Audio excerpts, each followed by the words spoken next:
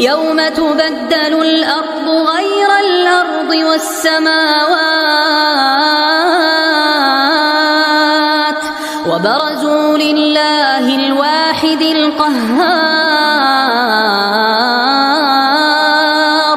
وترى المجرمين يومئذ مقرنين في الأصفاد سرابيلهم من قطران